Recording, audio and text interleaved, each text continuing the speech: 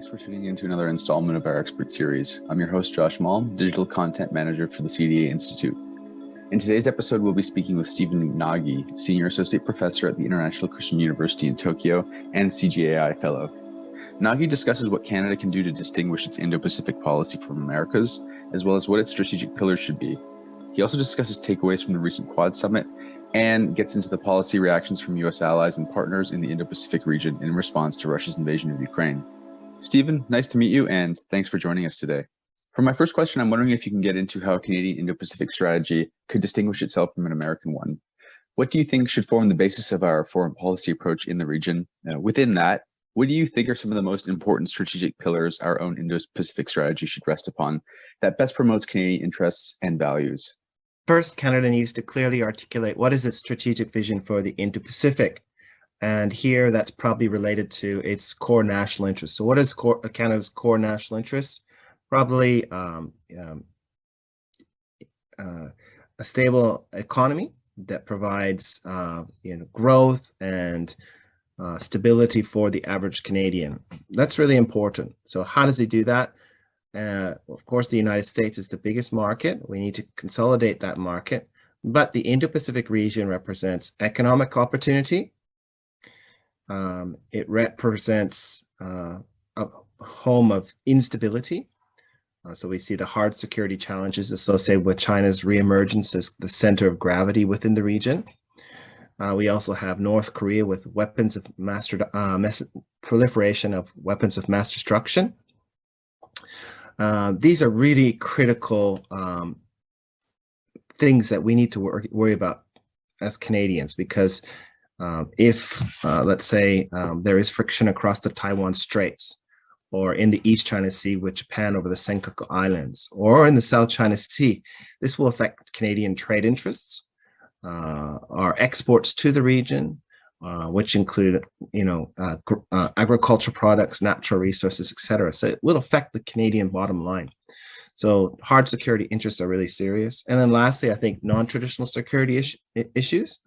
So here we're thinking about transnational diseases, climate change, uncontrolled migration, refugee crises. And these are all in many ways interrelated to the changes in our climate that are going to affect this region. And if this region does continue to be stressed by climate change, that it's going to create huge challenges in terms of how Canada manages and contributes to refugee issues.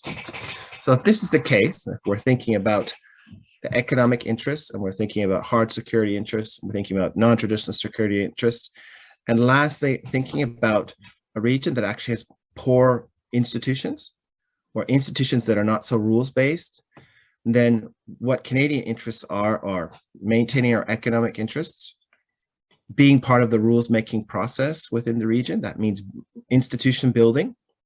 2 or 3, dealing with the hard security challenges that I mentioned.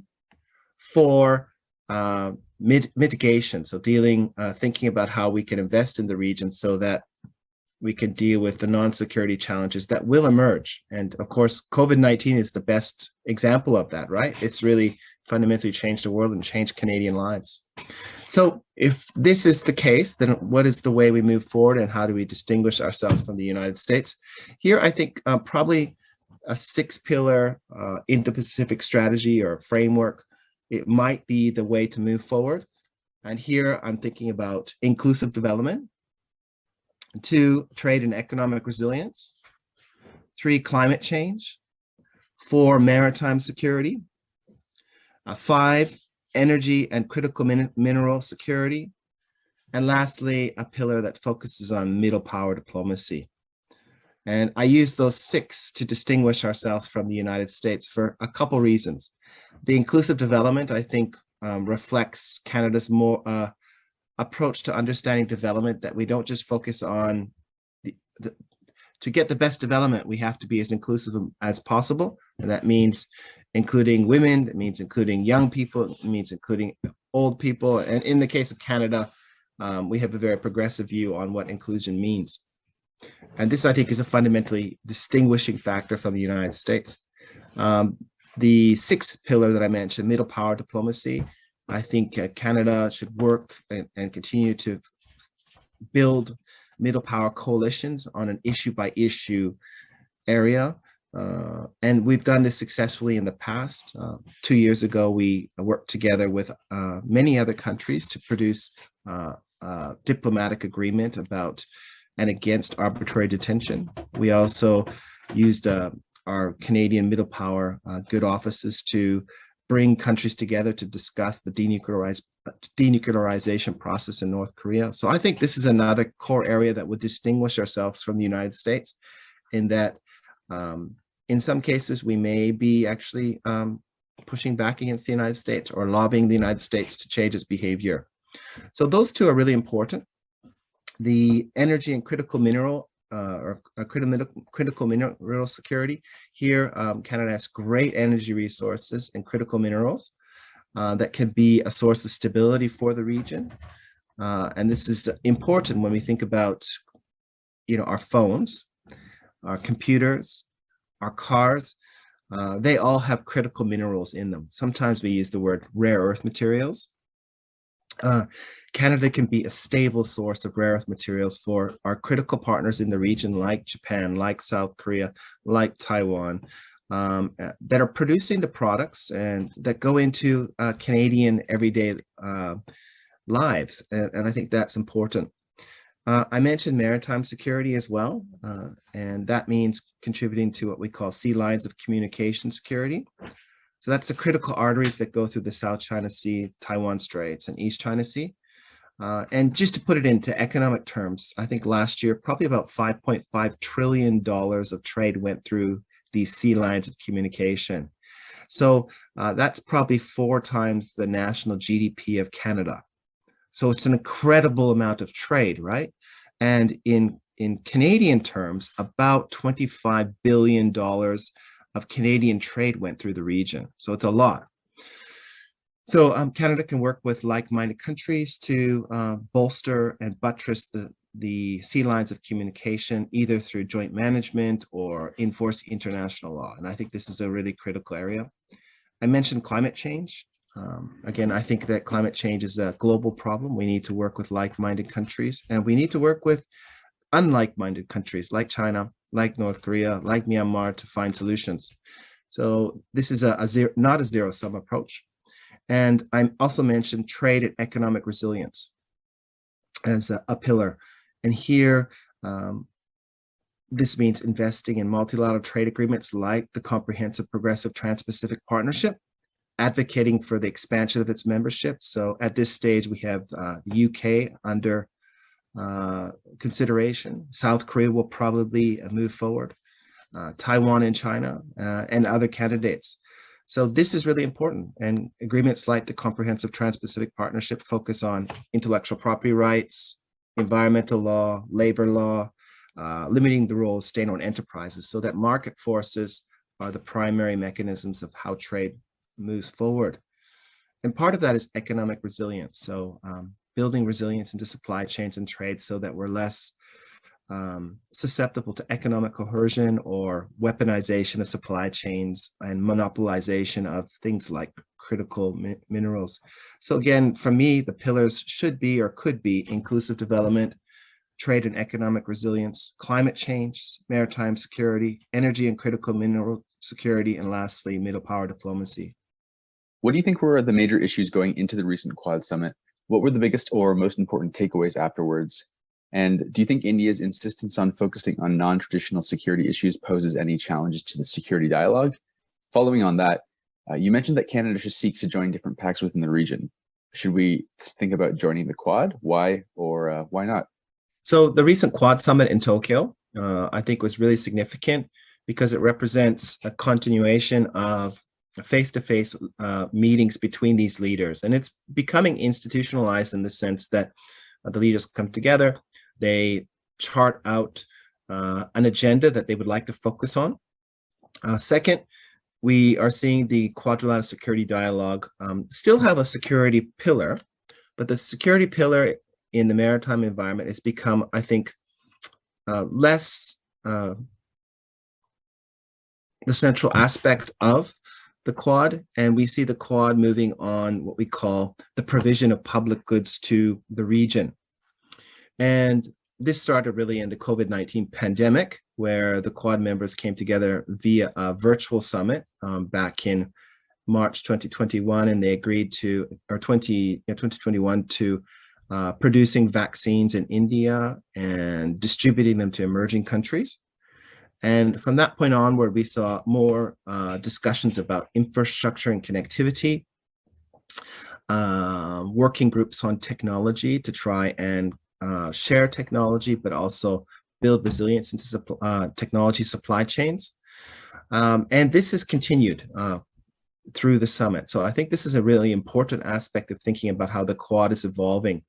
And there's a reason for that is ASEAN, Association of Southeast Asian Countries, really won't accept and won't give buy-in to quadrilateral security dialogue that is explicitly anti-China and explicitly security focused. So I think some of the key take-homes this time is the Quad has talked about cybersecurity, which is a new area that they're worried about and trying to help countries throughout the region build their cybersecurity resilience. They've talked about non-traditional security issues such as illegal fishing. And again, this is targeted particularly at China, but indirectly, because there's huge problems with overfishing in the South China Sea and other parts of the region. They're also focused on building resilience into the economies and to supply chains. And I think this is important. And lastly, they made a very explicit statement about rejecting and pushing back against states that want to revise the regional order through force. And of course, they're talking about Russia and how Russia has invaded Ukraine and has tried to change Ukrainians' decision-making and the borders through a war. But in the back of their mind, they're thinking about China, and China has using gray zone operations and lawfare, and of course, explicit and belligerent statements against Taiwan to change the regional architecture. So I think this is significant that they've made that statement.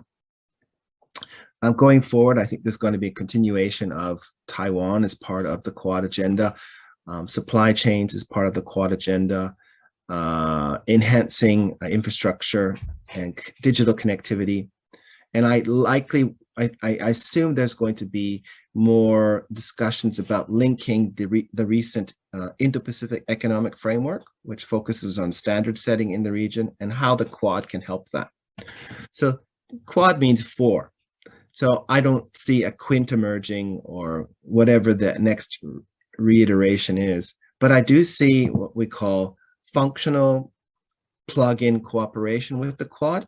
So, and we've already seen examples of that. So that's basically, maybe we need Canadian assets in maritime security in and around, let's say in the Pacific Islands once a year. So Canada would come in and plug into the Quad there.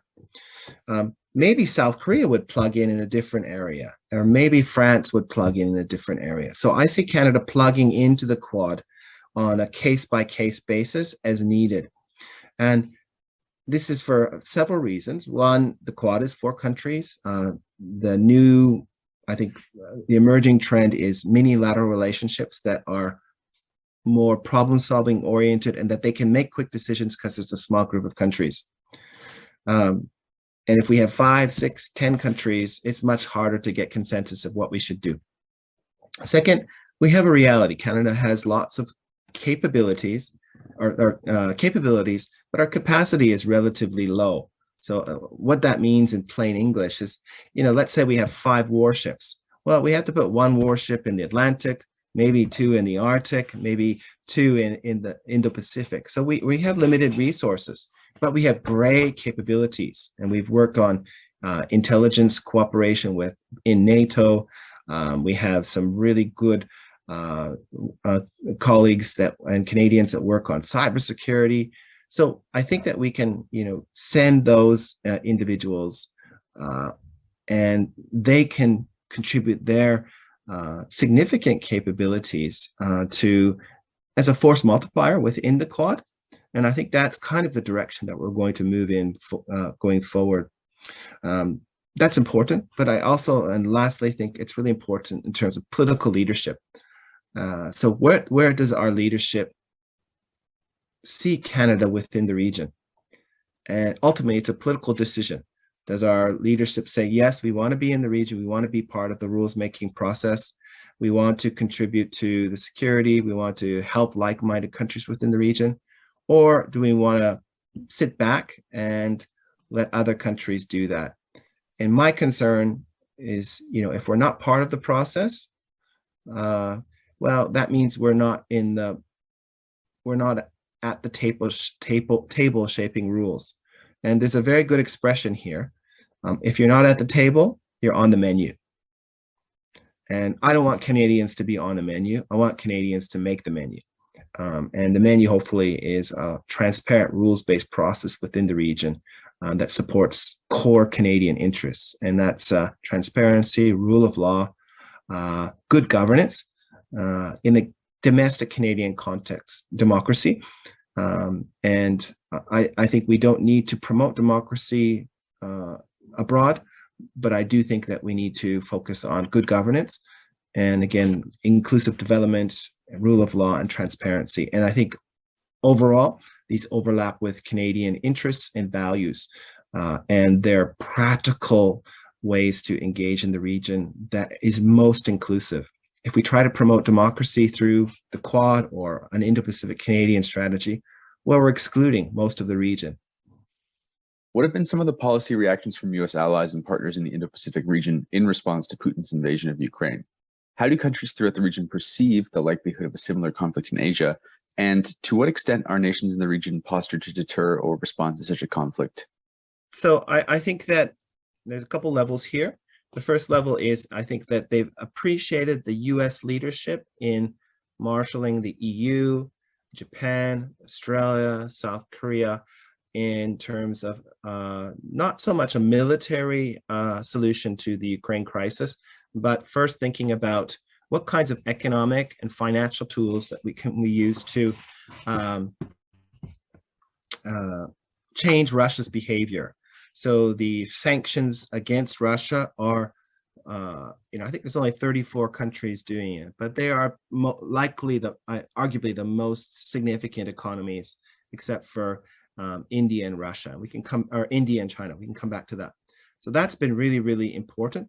The U.S. has been consultative and perhaps overly so.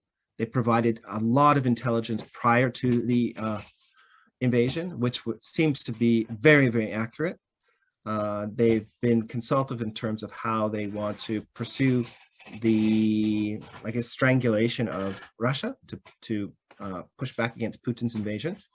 And again, they've brought together a broad coalition. So I think this is something really positive, and it's demonstrated the pivotal role that the United States plays in the current global order. Second, I think that they've appreciated the view that, or the provision of military assets to the Ukraine, but in a very deliberate and systematic and nuanced way. So, of course, they could try and enforce a no-fly zone or provide very significant technologies. The problem is that we don't want to escalate this conflict into a regional war or perhaps a global war. So I think this has been important in terms of deterrence. Third, I think importantly that the United States has not been distracted in the way that they were during the Afghan war and the Iraqi wars. They've seemed to keep their eye on the Indo-Pacific region. And I can't tell you how important that is. The countries that are really invested in the Indo-Pacific region, like Japan, Australia, some Southeast Asian countries, India, they really worry that we'll see the United States pivot completely towards Russia and forget about this region. And if that happens, China will really begin to dominate the region. So I think that's really core areas and good the strengths of the US response at this particular stage. And, we've seen that the Quad meeting went on. We saw Anthony Blinken go to Australia back in March. The IPEF, the Indo-Pacific Economic Framework, was announced. Biden visited South Korea and Japan, and we saw explicit statements about Taiwan. We saw South Korea talk about joining the Quad in some capacity, and about supporting the Indo-Pacific, and about working with Japan and the United States trilaterally. This is really significant. So countries in this region are really concerned, I think, about a potential conflict across straits between Taiwan and China. Second, they're concerned about the South China Sea in terms of an accidental conflict, or China deciding that they can be more assertive within that region, and same in the East China Sea. So they're concerned that China may take the lesson that if they're going to invade Taiwan, they got to do it quickly. They have to use overwhelming force. They have to shut down the social media campaign, and they have to decapitate the leadership. And that may be the message, in that President Zelensky has been a social media genius in terms of how he's portrayed the war, himself, the resistance.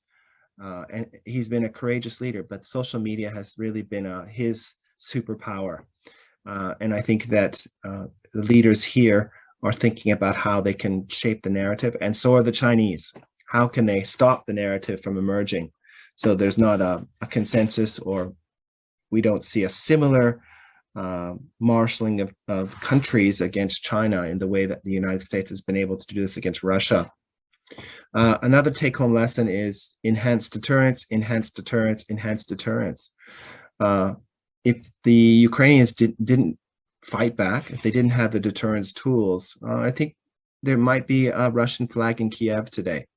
But because of the resistance of the Ukrainian people, and because of the assistance they've had, I think this has been really, really important in terms of lesson learning by Japan, Taiwan, Southeast Asian countries. How can we increase our deterrence?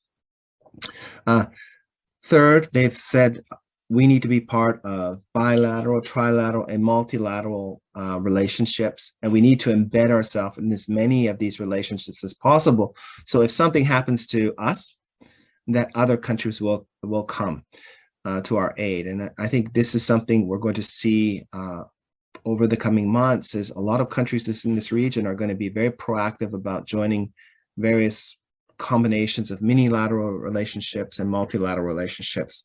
And with that comes to Taiwan. What will Taiwan do? Because Taiwan's a political entity. Under the One China policy, it's not considered a country. So I'm using the term political entity. And we're not able to recognize it as a country and welcome it into multilateral organizations because of this One China policy.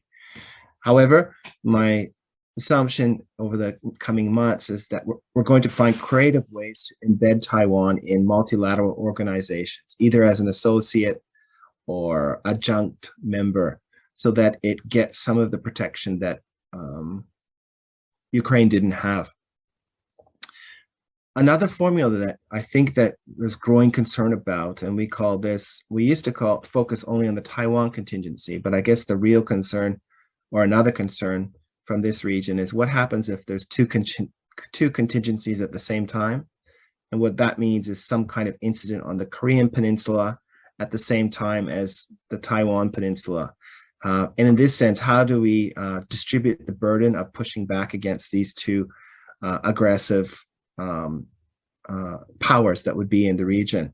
And this is another, I think, concern that has emerged within the region, that the Ukraine crisis may be not only a lesson for China, but a lesson for North Korea in terms of how to pursue its interests. So this is another area that I think has of growing interests. So there's a lot of take-home lessons from the countries that are concerned about China, but I think China also has take-home lessons in that, it's hardening its financial system and its economy against what it perceives as probably the first tranche of any kind of trouble between the United States and China. So that'll be financial. I think it'll harden its cyber system. and that it will think more creatively how it can achieve its national interests, not through force, but through overwhelming non-military means. So misinformation, disinformation, cybersecurity, trade, weaponization of supply chains.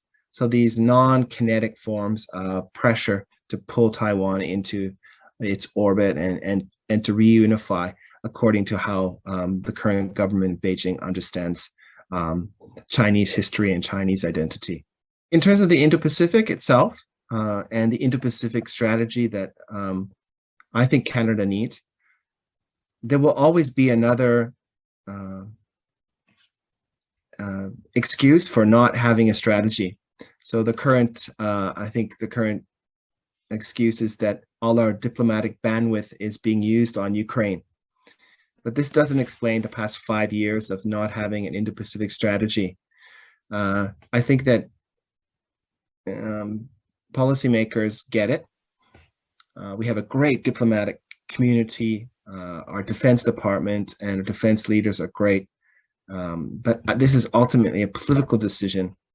And I think Canada is losing credibility as countries like Denmark, Germany, South Korea has now begun consideration of having an Indo-Pacific strategy. United States, Japan, Australia, India, the ASEAN countries have all developed Indo-Pacific frameworks of some kind. And it really it leads to many questions about where is Canada in this process? Why is it not there? Why is it not there? And is it a credible and serious partner for dealing with some of the issues that I mentioned in the region?